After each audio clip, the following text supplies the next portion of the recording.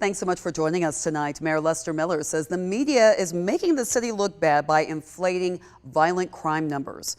The mayor spoke at a news conference this morning with Sheriff David Davis and Coroner Leon Jones. So what do the numbers for 2021 show?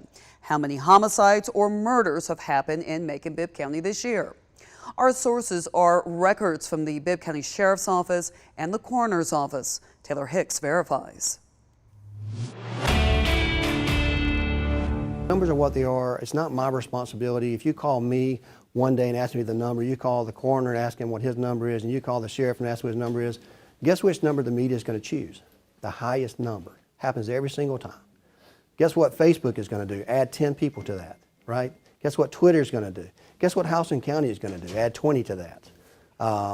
We have to have the same shared knowledge so we're consistent across the board. Mayor Lester Miller takes issue with the crime numbers reported by Macon journalists during 2021. 13 WMAZ and other media outlets have reported that Macon-Bibbs had 53 homicides this year. He says those numbers are inflated and that they're hurting the city. One issue the mayor has is the difference between murders and homicides. So let me start off by saying something very clear to our community.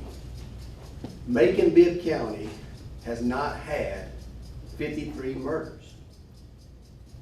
I'll repeat that again. Macon-Bibb County has not had 53 murders this year. So what is the difference? Homicide is just a broader term. It includes any killing of another human being that's not legally justified.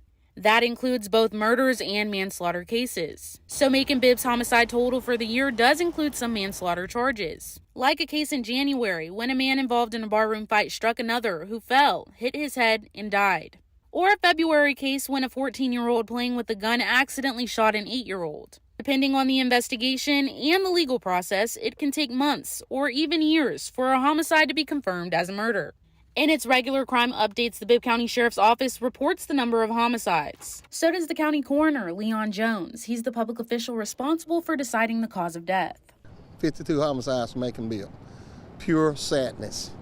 That's all I can say. That was Jones speaking after a shooting death at the Best Western on Riverside Drive. And this weekend, we reported on another shooting death at Napier Avenue and Birch Street. Deputy Coroner Lonnie Miley said that's also been ruled a homicide, number 53 for the year. That's the number that 13 WMAZ has reported this week, tracking homicides, not murders. Our 13 WMAZ numbers are based on news releases from the Sheriff's Office and regular checks with the Sheriff's Office and the coroner. Based on their information, we can verify that Bibb County has had 53 homicides this year, and that those numbers represent the most accurate measure of the death toll from violent crime. We asked the Sheriff's Office for a breakdown on this year's homicide total. They said it includes 3 cases of involuntary manslaughter, 6 cases of justifiable homicide, and 1 case that is still undetermined.